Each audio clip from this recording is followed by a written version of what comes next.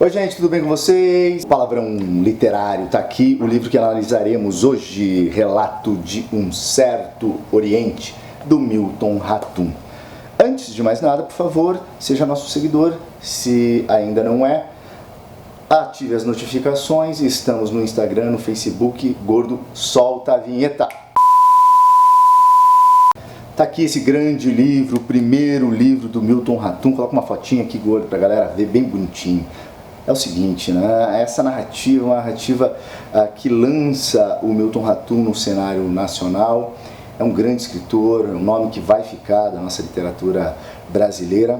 E nesse relato de um certo Oriente, nós temos uma narradora que, após 20 anos, retorna à cidade de Manaus e vai, como diz o título, relatar, contar a seu irmão, através do que viu, do que ouviu. Ela anda inclusive, né, ali à espreita de todas as vozes que a gente vai conhecendo dentro desse romance.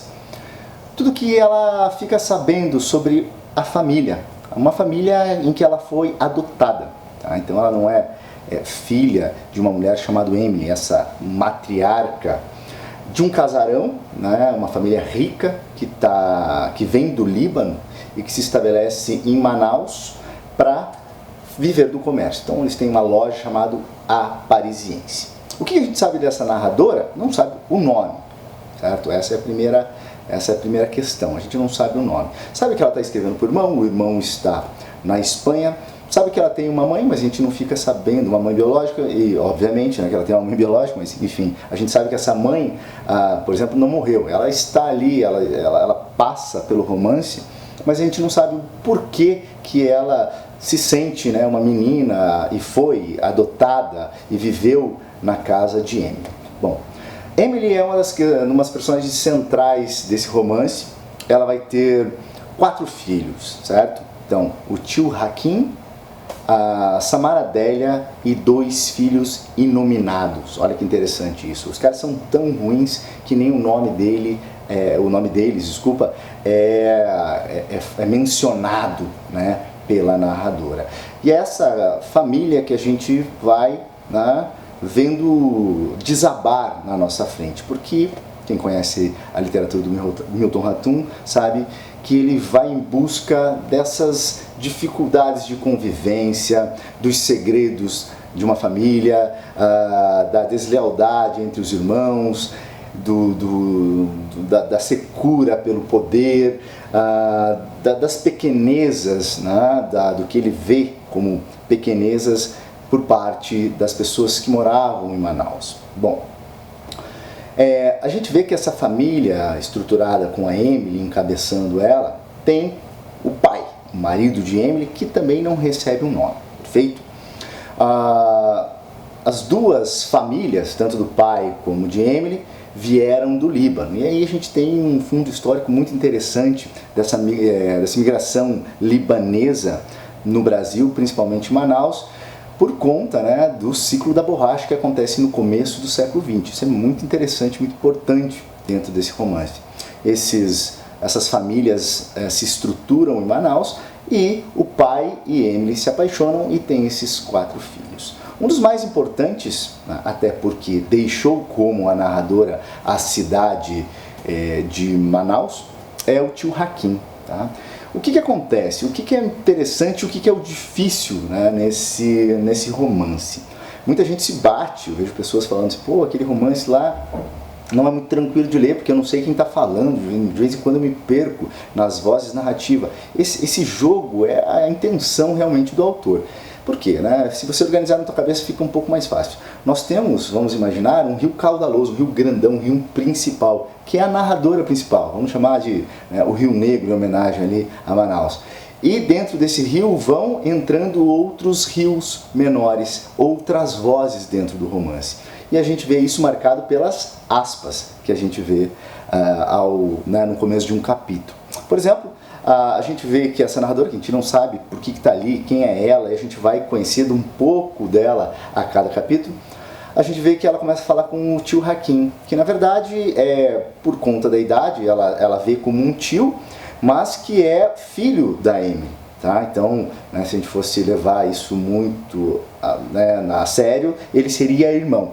Mas é aquelas famílias em que tem uma família rica, a família da Emily é rica, vive do comércio, de uma loja, né, os libaneses com sua tradição no comércio, uma loja chamada A Parisiense. Eles vivem, se estruturam ali, eu imagino que, né, num bairro eles se caracterizam como uma família mais rica. E pessoas transitam em volta, né, ficam ali orbitando em volta dessa família. Bom, o que a gente vê é que ela vai trazendo essas vozes para dentro do romance. Por exemplo, a voz de Joaquim, que vai contar sobre a mãe, que vai falar sobre as relações que a Casa Grande tinha, por exemplo, né, com os empregados, o que o irritava muito. O Joaquim tem muito essa coisa do filho pródigo, o filho que não vê os valores da família ali e resolve sair. Sabemos também que Samara Adélia tem uma filha, tá? E essa filha nasce surda e muda. E é muito interessante porque essa filha é o estopim para uma guerra entre uma irmã que teve essa filha aos 16 anos e seus dois irmãos inominados, como a gente falou aqui para vocês. E esses dois irmãos inominados nunca respeitaram, né, e nunca entenderam o fato dela ser mãe solteira com 16 anos. Né, julgaram muito ela, foram muito moralistas e machistas, e isso dá uma quebrada na relação dentro dessa família. O que a gente vai ver é essa família ruir, certo? E depois de 20 anos, depois de ficar conhecendo, a gente entende que, né, a narrativa chega ao tempo presente, onde a narradora está com o Joaquim conversando. E 20 anos após a gente vê que não sobrou muita coisa, porque os dois estão voltando para o enterro, ou para se despedir de Emily. Né? Ela vai morrer enquanto eles estão ali. A narradora chega e no dia seguinte a Emily vai falecer. Outras vozes que vão entrando e são muito interessantes é a voz, por exemplo, de um fotógrafo, o Dorner. Né? O Dorner tem essa profissão justamente porque é um olhar estrangeiro. Tá? Então um olhar diferente do Dorner vai construir e vai olhar aquelas relações, por muitas vezes umas relações que parecem de escravidão entre os donos das casas ricas e as pessoas mais pobres, os empregados que estão ali mendigando sobrevivência para aqueles casarões. Ele vai olhar as relações que se estabelecem no comércio, entre outras coisas. O Dorner também vai ser muito amigo do pai do Joaquim, certo? Ou o marido de Emily. E uma das coisas mais maravilhosas nesse livro que eu gosto muito é a tradição da oralidade, que ali é muito explorada. O que eu quero dizer com isso? Né? As 1001 Noites são muito citadas, essa tradição da história que é passada de geração em geração, que vai correndo pelas ruas, vai correndo pelos campos e vai sendo contada e recontada e transfigurada e transmutada de várias formas, um dos pilares da literatura, tanto ocidental quanto oriental. E Dorner chega a falar para o Joaquim, que falava assim, eu conversava muito com seu pai, ele me contava histórias fantásticas.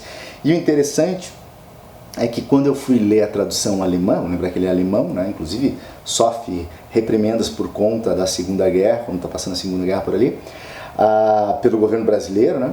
E ele vai falar assim, quando eu estava ouvindo seu pai, eu via aquelas histórias com uma beleza, com uma tranquilidade, era muito legal de ouvi-lo contar as histórias, e quando ele foi ler a edição alemã das 1001 Noites, adivinha, ele encontrou muito dessas histórias transfigurada, né, ou de outras formas, mudadas na voz do pai. Tá? Então o pai pegava aquelas histórias e ia jogando ali como se fosse ele, e isso vai se embolando nessa narrativa. É um relato, né? E o relato tem a